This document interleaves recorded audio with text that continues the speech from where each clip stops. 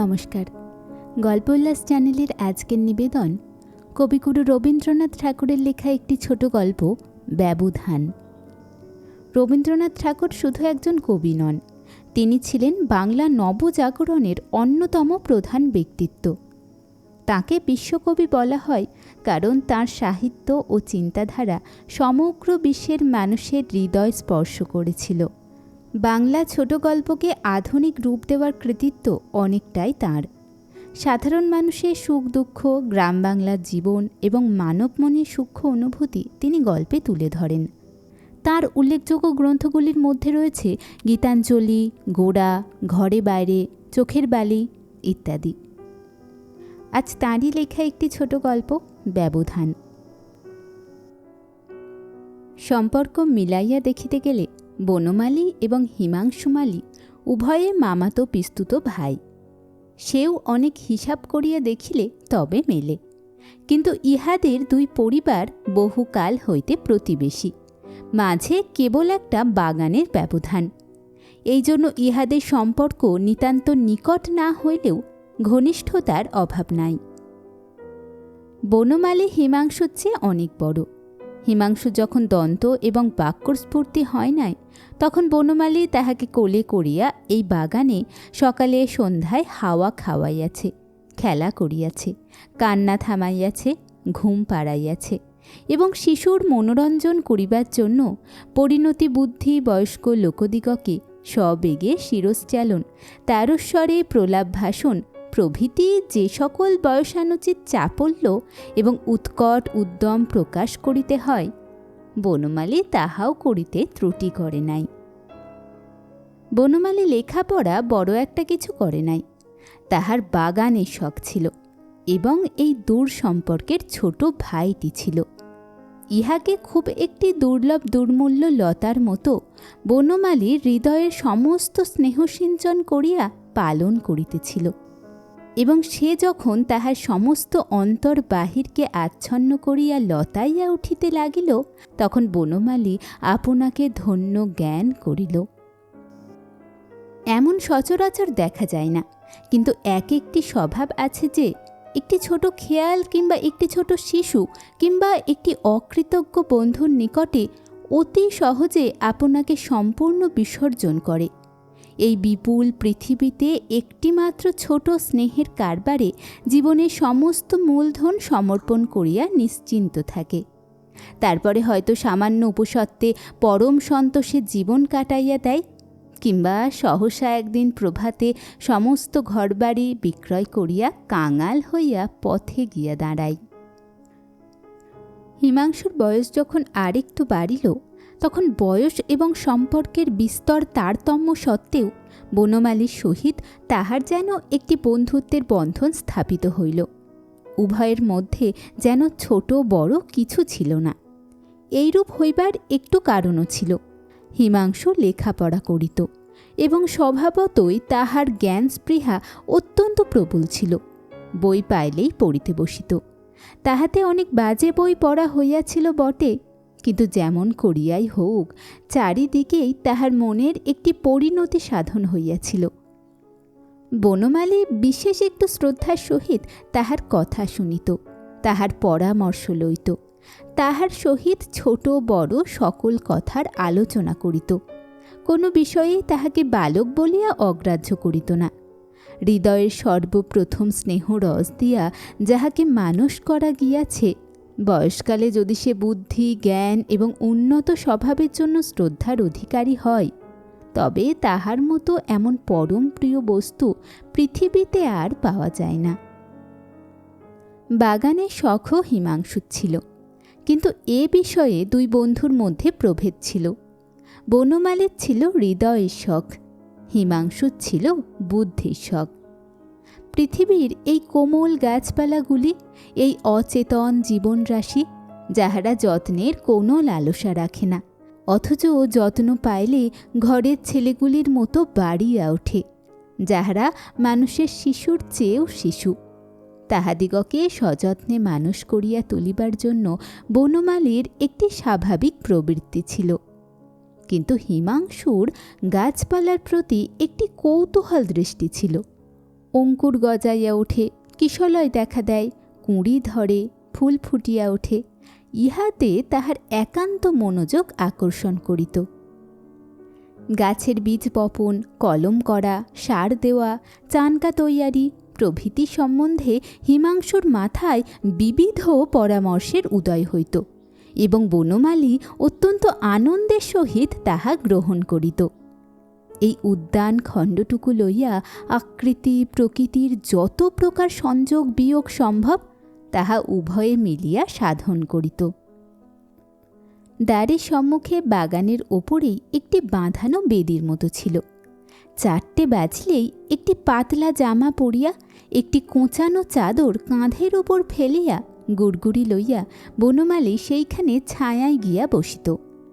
কোনো বন্ধুবান্ধব নাই, হাতে একখানি বই কিংবা খবরের কাগজ নাই। বসিয়া বসিয়া তামাক টানিত এবং আর চক্ষে উদাসীনভাবে কখনো বা দক্ষিণে কখনো বা বামে দৃষ্টিপাত করিত। এমনই করিয়া সময় তাহার গুড়গুড়ির বাষ্পকুণ্ডলীর মতো ধীরে ধীরে অত্যন্ত লঘুভাবে উড়িয়া যাইত, ভাঙিয়া যাইত, মিলাইয়া যাইত, কোথাও কোনো চিহ্ন রাখিত না। অবশেষে যখন হিমাংশু স্কুল হইতে ফিরিয়া জল খাইয়া হাত মুখ ধুইয়া দেখা দিত, তখন তাড়াতাড়ি গুড়গুড়ির নল ফেলিয়া বনমালী উঠিয়া পড়িত। তখনই তাহার আগ্রহ দেখিয়া বোঝা যাইত এতক্ষণ ধৈর্য সহকারে সে কাহার প্রত্যাশায় বসিয়াছিল। তাহার পরে দুইজনে বাগানে বেড়াইতে বেড়াইতে কথা। অন্ধকার হইয়া আসিলে দুইজনে বেঞ্চের ওপর বসিত। দক্ষিণের বাতাস গাছের পাতা মর্মরিত করিয়া বহিয়া যাইত। কোনোদিন বা বাতাস বহিত না, গাছপালাগুলি ছবির মতো স্থির দাঁড়াইয়া রহিত। মাথার ওপরে আকাশ ভরিয়া তারাগুলি জ্বলিতে থাকিত। হিমাংশু কথা কহিত, বনমালী চুপ করিয়া শুনিত। যাহা বুঝিত না তাহাও তাহার ভালো লাগিত। যে সকল কথা আর কাহারও নিকট হইতে অত্যন্ত বিরক্তিজনক লাগিতে পারিত, সেই কথায় হিমাংশুর মুখে বড় কৌতুকের মনে হইত। এমন শ্রদ্ধাবান বয়স্ক শ্রোতা পাইয়া হিমাংশুর বক্তৃতা শক্তি, স্মৃতিশক্তি, কল্পনা শক্তির সবিশেষ পরিতৃপ্তি লাভ হইত। সে কতক বা পড়িয়া বলিত, কতক বা ভাবিয়া বলিত, কতক বা উপস্থিত মত তাহার মাথায় যোগাইত এবং অনেক সময় কল্পনার সহায়তা জ্ঞানের অভাব ঢাকা দিয়া লইত। অনেক ঠিক কথা বলিত, অনেক বেঠিক কথাও বলিত, কিন্তু বনমালী গম্ভীরভাবে শুনিত। মাঝে মাঝে দুটো একটা কথা বলিত। হিমাংশু তাহার প্রতিবাদ করিয়া যাহা বুঝাইত তাহাই বুঝিত এবং তাহার পরদিন ছায়ায় বসিয়া গুড়গুড়ি টানিতে টানিতে সেই সকল কথা অনেকক্ষণ ধরিয়া বিস্ময়ের সহিত চিন্তা করিত। ইতিমধ্যে এক গোল বাঁধিল। বনমালীদের বাগান এবং হিমাংশুদের বাড়ির মাঝখানে জল যাইবার একটি নালা আছে। সেই নালার এক জায়গায় একটি পাতি নেবুর গাছ জন্মিয়াছে। সেই গাছে যখন ফল ধরে তখন বনমালীদের চাকর তাহা পাড়িতে চেষ্টা করে এবং হিমাংশুদের চাকর তাহা নিবারণ করে এবং উভয় পক্ষে যে গালাগালি বর্ষিত হয়, তাহাতে যদি কিছুমাত্র বস্তু থাকিত তাহা হইলে সমস্ত নালা ভরাট হইয়া যাইত। মাঝে হইতে বনমালীর বাপ হরচন্দ্র এবং হিমাংশুমালীর বাপ গোকুলচন্দ্রের মধ্যে তাহাই লইয়া ঘোর বিবাদ বাঁধিয়া গেল। দুই পক্ষে নালার দখল লইয়া আদালতে হাজির। উকিল ব্যারিস্টারদের মধ্যে যতগুলি মহারথী ছিল, সকলেই অন্যতর পক্ষ অবলম্বন করিয়া সুদীর্ঘ বাকযুদ্ধ আরম্ভ করিল। উভয় পক্ষের যে টাকাটা খরচ হইয়া গেল, ভাদ্রের প্লাবনেও উক্ত নালা দিয়া এত জল কখনো বহে নাই। শেষকালে হরচন্দ্রের জিত হইল। প্রমাণ হইয়া গেল নালা তাহারই এবং পাতি নেবুতে আর কাহারও কোনো অধিকার নাই। আপিল হইল, কিন্তু নালা এবং পাতি নেবু হরচন্দ্রেরই রহিল। যতদিন মকদ্দমা চলিতেছিল দুই ভাইয়ের বন্ধুত্বে কোনো ব্যাঘাত ঘটে নাই। এমনকি পাছে বিবাদের ছায়া পরস্পরকে স্পর্শ করে, সেই আশঙ্কায় কাতর হইয়া বনমালী দ্বিগুণ ঘনিষ্ঠভাবে হিমাংশুকে হৃদয়ের কাছে আবদ্ধ করিয়া রাখিতে চেষ্টা করিত, এবং হিমাংশু লেশমাত্র বিমুখ ভাব প্রকাশ করিত না। যেদিন আদালতে হরচন্দ্রের জিত হইল, সেদিন বাড়িতে, বিশেষত অন্তপুরে পরম উল্লাস পড়িয়া গেল। কেবল বনমালীর চক্ষে ঘুম রহিল না। তাহার পরদিন অপরাহ্নে সে এমন ম্লান মুখে সেই বাগানের বেদিতে গিয়া বসিল, যেন পৃথিবীতে আর কাহারও কিছু হয় নাই, কেবল তাহারই একটা মস্ত হার হইয়া গেছে। সেদিন সময় উত্তীর্ণ হইয়া গেল, 6টা বাজিয়া গেল, কিন্তু হিমাংশু আসিল না। বনমালী একটা গভীর দীর্ঘ নিঃশ্বাস ফেলিয়া হিমাংশুদের বাড়ির দিকে চাহিয়া দেখিল। খোলা জানালার ভিতর দিয়া দেখিতে পাইল আনলার ওপরে হিমাংশুর স্কুলের ছাড়া কাপড় ঝুলিতেছে। অনেকগুলি চিরপরিচিত লক্ষণ মিলাইয়া দেখিল হিমাংশু বাড়িতে আছে। গুড়গুড়ির নল ফেলিয়া দিয়া বিষণ্ণ মুখে বেড়াইতে লাগিল এবং সহস্রবার সেই বাতায়নের দিকে চাহিল, কিন্তু হিমাংশু বাগানে আসিল না। সন্ধ্যার আলো জ্বলিলে বনমালী ধীরে ধীরে হিমাংশুর বাড়িতে গেল। গোকুলচন্দ্র দ্বারের কাছে বসিয়া তপ্ত দেহে হাওয়া লাগাইতেছিল। তিনি বলিলেন, কে ও? যেন সে চুরি করিতে আসিয়া ধরা পড়িয়াছে। কম্পিত কণ্ঠে বলিল, মামা, আমি। মামা বলিলেন, কাহাকে খুঁজিতে আসিয়াছ? বাড়িতে কেহ নাই। বনমালী আবার বাগানে ফিরিয়া আসিয়া চুপ করিয়া বসিল। যত রাত হইতে লাগিল, দেখিল হিমাংশুদের বাড়ির জানলাগুলি একে একে বন্ধ হইয়া গেল। দরজার ফাঁক দিয়া যে দীপালোক রেখা দেখা যাইতেছিল, তাহাও ক্রমে ক্রমে অনেকগুলি নিবিয়া গেল। অন্ধকার রাত্রে বনমালীর মনে হইল হিমাংশুদের বাড়ির সমুদয় দ্বার তাহারই নিকট রুদ্ধ হইয়া গেল। সে কেবল বাহিরের অন্ধকারে একলা পড়িয়া রহিল। আবার তাহার পরদিন বাগানে আসিয়া বসিল। মনে করিল আজ হয়তো আসিতেও পারে। যে বহুকাল হইতে প্রতিদিন আসিত, সে যে একদিনও আসিবে না, এ কথা সে কিছুতেই মনে করিতে পারিল না। কখনো মনে করে নাই এ বন্ধন কিছুতেই ছিঁড়িবে। এমন নিশ্চিন্ত মনে থাকিত যে জীবনের সমস্ত সুখ দুঃখ কখন সেই বন্ধনে ধরা দিয়াছে, তাহা সে জানিতেও পারে নাই। আজ সহসা জানিল সেই বন্ধন ছিঁড়িয়াছে, কিন্তু এক মুহূর্তে যে তাহার সর্বনাশ হইয়াছে, তাহা সে কিছুতেই অন্তরের সহিত বিশ্বাস করিতে পারিল না।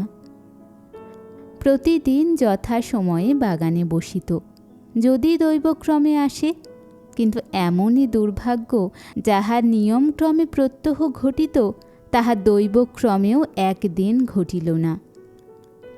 রবিবার দিনে ভাবিল পূর্ব নিয়ম মতো আজও হিমাংশু সকালে আমাদের এখানে খাইতে আসিবে। ঠিক যে বিশ্বাস করিল তাহা নয়, কিন্তু তবু আশা ছাড়িতে পারিল না। সকাল আসিল, সে আসিল না। তখন বনমালী বলিল, তবে আহার করিয়া আসিবে। আহার করিয়া আসিল না। বনমালী ভাবিল, আজ বোধ হয় আহার করিয়া ঘুমাইতেছে, ঘুম ভাঙিলেই আসিবে। ঘুম কখন ভাঙিল জানি না, কিন্তু আসিল না। আবার সেই সন্ধ্যা হইল, রাত্রি আসিল। হিমাংশুদের দ্বার একে একে রুদ্ধ হইল, আলোগুলি একে একে নিবিয়া গেল। এমনি করিয়া সোমবার হইতে রবিবার পর্যন্ত সপ্তাহের 7টা দিনই যখন দূরদৃষ্ট তাহার হাত হইতে কাড়িয়া লইল, আশাকে আশ্রয় দিবার জন্য যখন আর একটা দিনও বাকি রইল না, তখন হিমাংশুদের রুদ্ধদ্বার অট্টালিকার দিকে তাহার অশ্রুপূর্ণ দুটি কাতর চক্ষু বড় একটা মর্মভেদী অভিমানের নালিশ পাঠাইয়া দিল, এবং জীবনের সমস্ত বেদনাকে একটিমাত্র আর্তস্বরের মধ্যে সংহত করিয়া বলিল, দয়াময়। আপনারা শুনছিলেন বিশ্বকবি রবীন্দ্রনাথ ঠাকুরের লেখা ব্যবধান। গল্পপাঠ ভালো লাগলে চ্যানেলটি সাবস্ক্রাইব করবেন এবং বন্ধুদের সঙ্গে শেয়ার করবেন। ধন্যবাদ।